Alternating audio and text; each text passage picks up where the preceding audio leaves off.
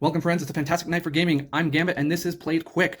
We are entering Circle 6 Heresy. Don't forget to like and subscribe, and without further ado, let's begin. So, this is the beginning of the end. The words escape the poet's lips. Dante separates the Inferno both physically and spiritually. Here, those who deliberately harmed others are punished, unlike the ones we've encountered before, who simply lack the ability to control their impulses. Soot-laden winds blow through the incinerated buildings, carrying the heat and stench of charred flesh. Nothing but burnt walls and columns remain of the few buildings that have not yet been fully consumed by the flames. The city is a desolation even Nero would envy. We start at Alleys of Despair. This is the circle of the heretics, Dante explains as you follow the path illuminated by the glow of the flames. That is, those who preach doctrines that deviate from the true faith.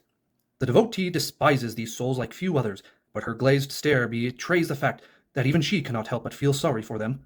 Here, the damned souls burn at the stake, trapped in shallow graves beneath the ground, a painful sight to behold.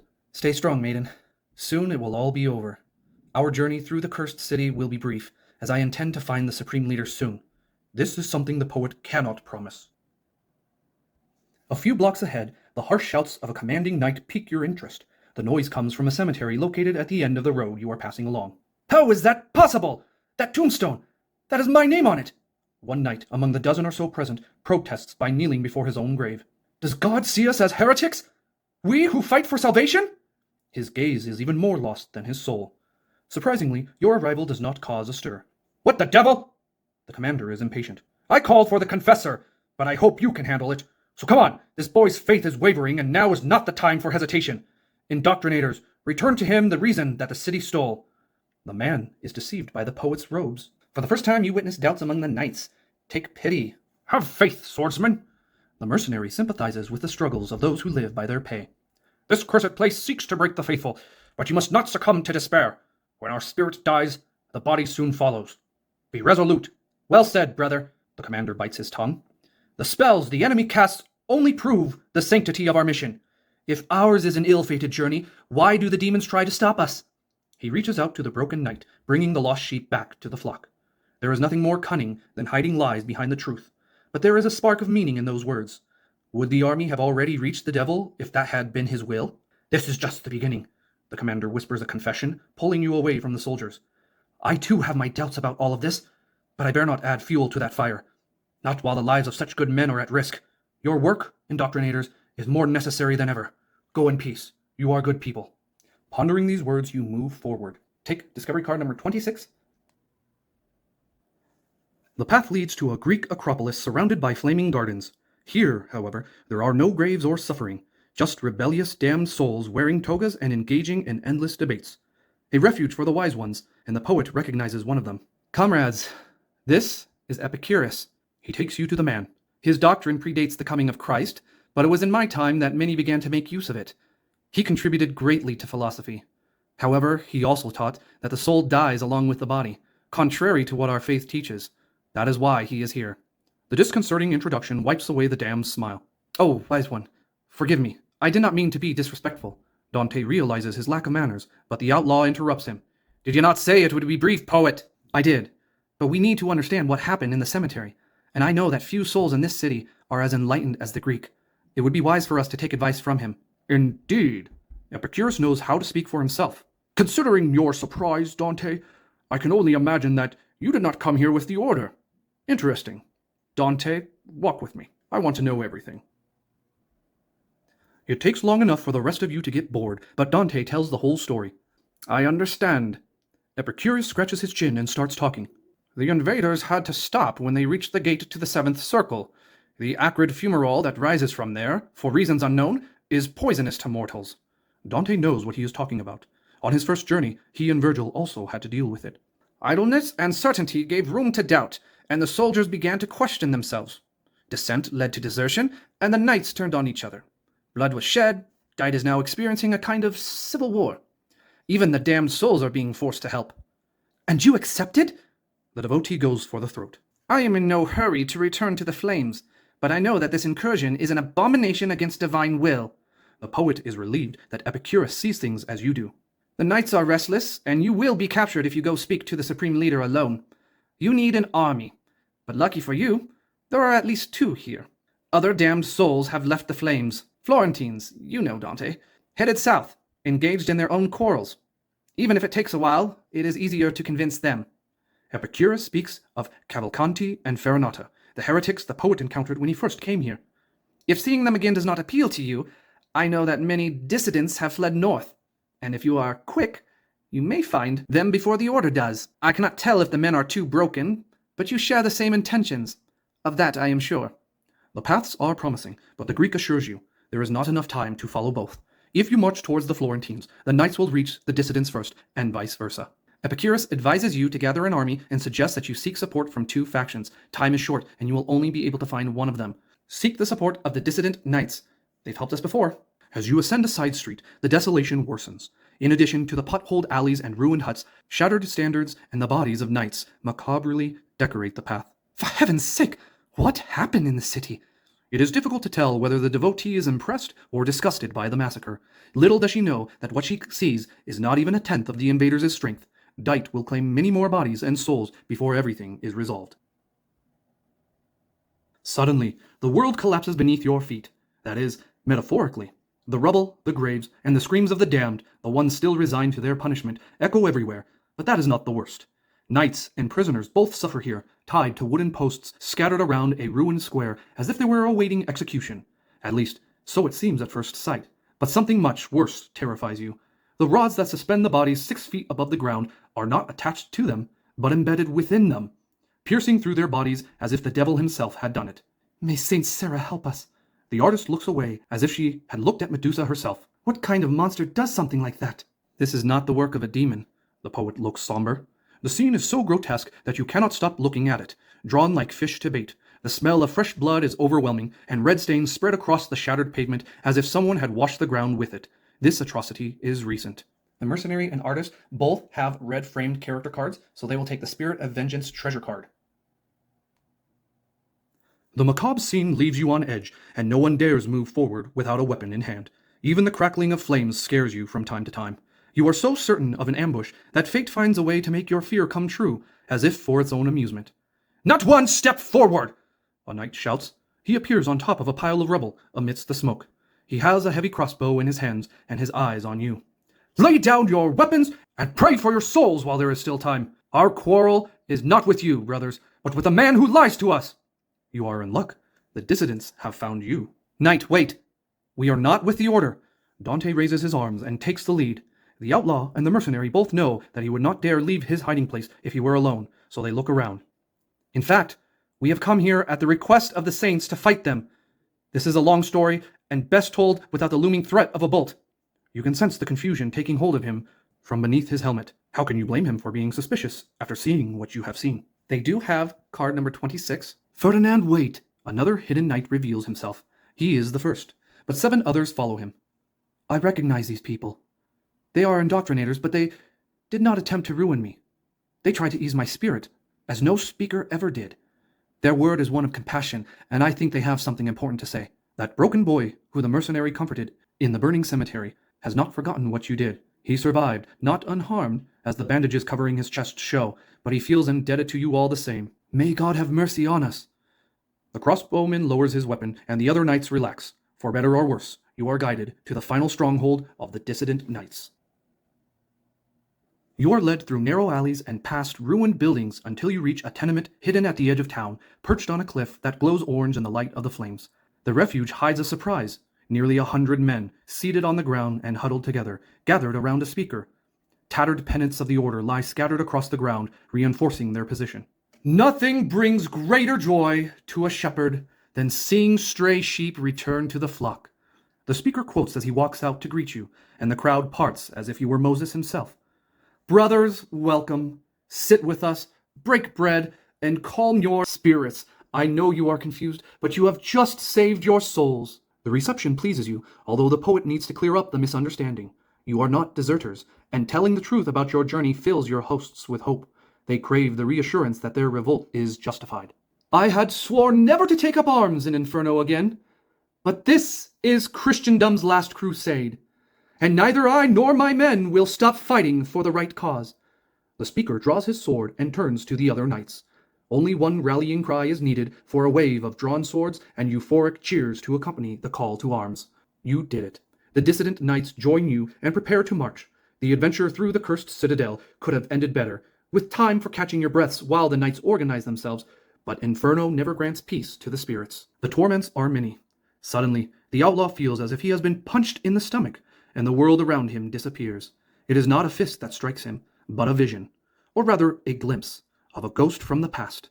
Melandra, the woman who ruined his spirit.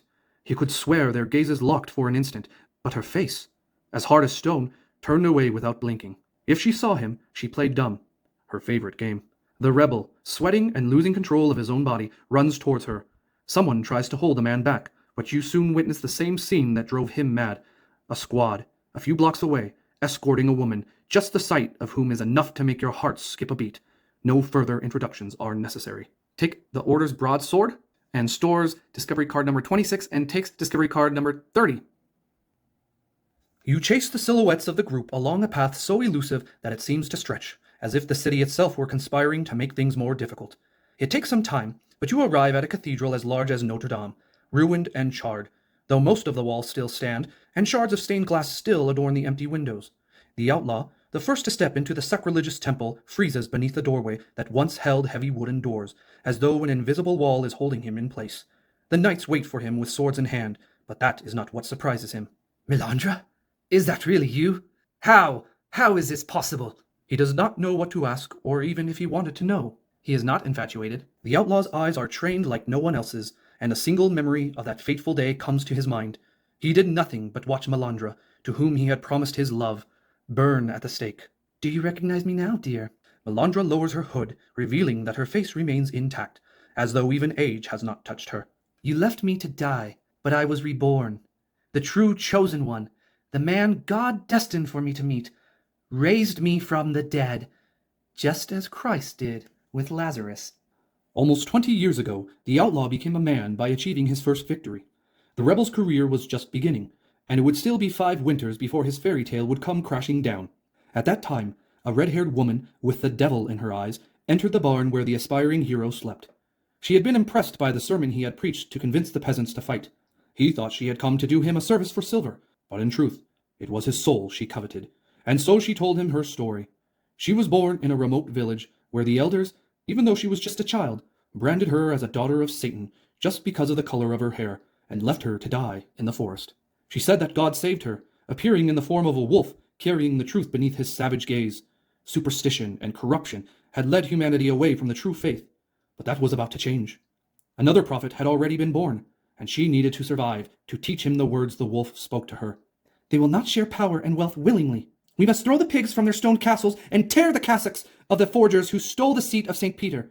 She repeated the passages that had led her to his bed. By plundering his sovereign's property, the rebel had lit a fire, but the woman would not stop until she had set the whole world ablaze. The outlaw is speechless. Damn it! I do not know how many good men I sent to their deaths before I rid myself of your insane ambitions, but you were never satisfied, were you? You had to find another bloody idiot to continue your crusade against the church. This is all your fault! Comrade, wait.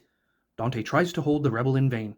As in the blink of an eye, he draws his bow, nocks an arrow, and aims at the target. If she has the Supreme Leader's ear, perhaps she can dissuade him from undertaking this journey. She could be the key to putting an end to this. The outlaw has a rare opportunity right at his fingertips. Shoot the arrow and finish what you started. The outlaw knows what he needs to do. Escaping the poet's grasp, he lets the arrow fly straight into the villain's forehead. The knights cannot believe their eyes as they see her lifeless body fall backward, her eyes glazed over, a smirk still on her face. To this point, they had been certain that God would not let any harm come to their only New Era speaker, as if she were a living saint. But now, they do not know what to believe anymore. Their world falls apart, and, one by one, they drop their swords. The eastern path leads to the dissidents' hiding place. We were going to destroy them, but I do not know what will happen now. He nods, but his gaze remains fixed on his own bloody hands. Are they right after all? The rest of you do not know what to say. What kind of comforting words can move someone like the outlaw? Letting silence embrace the man, you follow the promising new path. Take discovery card number 32, and the outlaw remembers an episode from his past. Progress his character card to the redeemed rebel. His new stats are 2 aggressiveness, 2 prowess, and 3 willpower, and his powder smoke improves, blocking 5 damage whenever he removes a trap while being attacked. Finally, the time has come. The vanguard of the army is just a quarter of a mile ahead, stationed at the center of the cursed city, where the stinking fumarole rises from the seventh circle. With your hands shaking, you notice the sea of red capes that separates you from the supreme leader. The blast of a bugle reverberates, and your gaze is drawn to the horizon, where a column of figures are coming down the main road. The soldiers ahead of you snap into formation in the blink of an eye.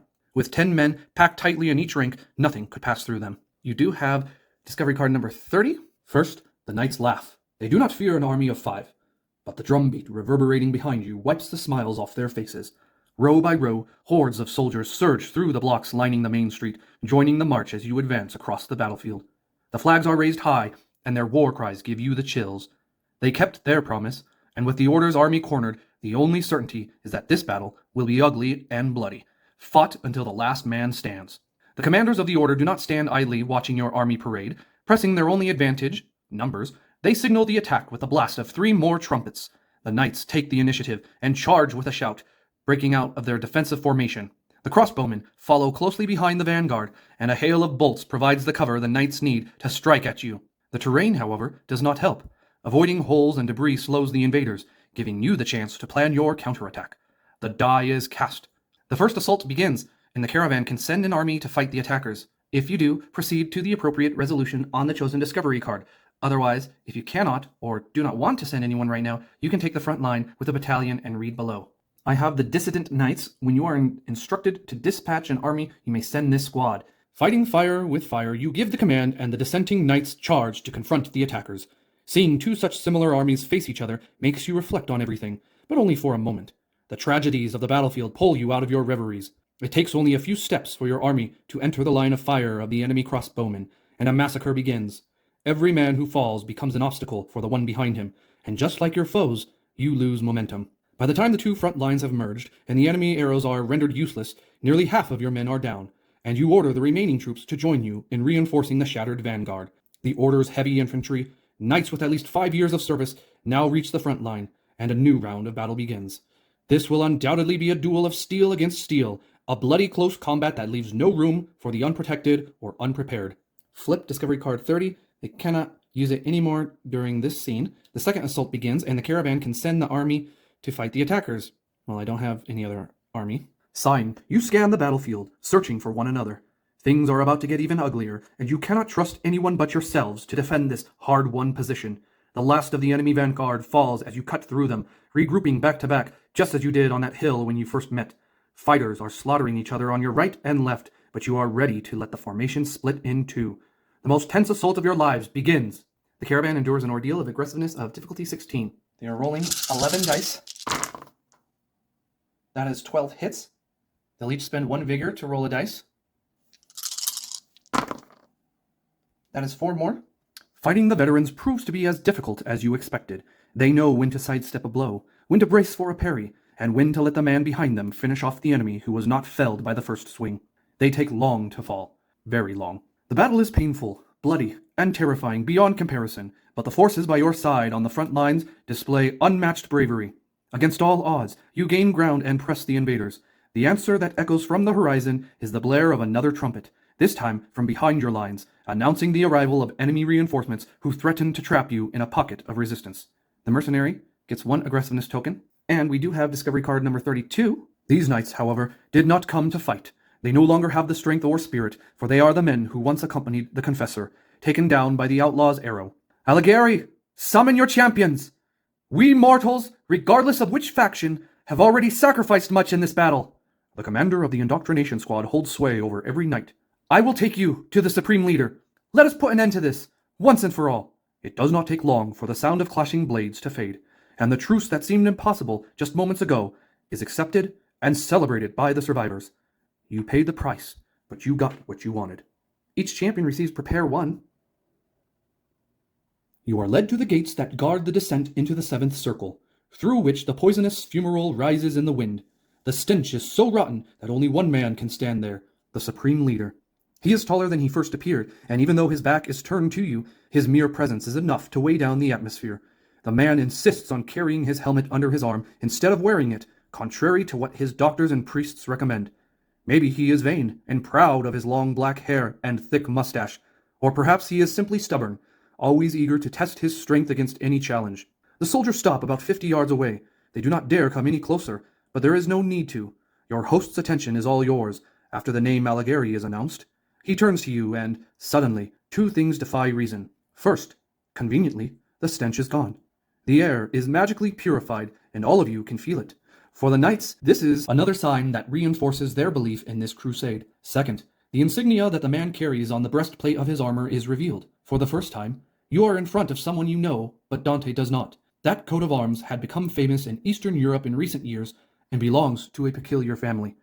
It is the coiled dragon of the Draculesti, symbol of the man who defied the mighty Sultan Mehmed II as a ruler and as a Christian, but was betrayed and abandoned, defeated by the treacherous webs of politics. The supreme leader is Vlad Tepes Dracula, known as the Impaler, a man who should have been dead 30 years ago. What kind of witchcraft is this? This cursed city has taken enough from me already. In his eyes, the poet is a mirage, but the clean air makes him question everything. The acrid smoke. Did you do this? Dante! The artist pulls your guide's robe when a memory invades her mind. This is impossible. I remember now. I was in Constantinople as a child, and the Sultan threw a party to celebrate the death of the traitor of Wallachia. Yet I live! Vlad is not the type to let anyone speak for him. Leaning on his spear, he comes closer. Not only is he alive, he does not look that much older than you. The day I died was also the day of my rebirth. Worry not, for this is a story I will have time to tell along the way. I insist that we leave politeness aside and prepare to march. We still have 3 whole circles to go. Warrior, wait! Dante takes a step forward. You are mistaken. We did not come here to help you. On the contrary, we have come at the request of all the saints to find you and ask you to stop this while there is still time. I fear the punishment that the High Power might inflict upon all creation if humanity invades paradise. The Supreme Leader's animosity first dissolves into surprise, no more than a slight arch of the eyebrow, before shifting into a frown. That is definitely not what he wanted to hear. The Chronicle phase ends here, and this has been our descent in the 6th Circle, Heresy. It looks like we are about to confront the Supreme Leader himself, Vlad the Impaler, the great legend known as Dracula. Let us see what challenges he brings in the confrontation phase. That will do it for this episode. I'm Gambit. I'll see you next time when I play it quick.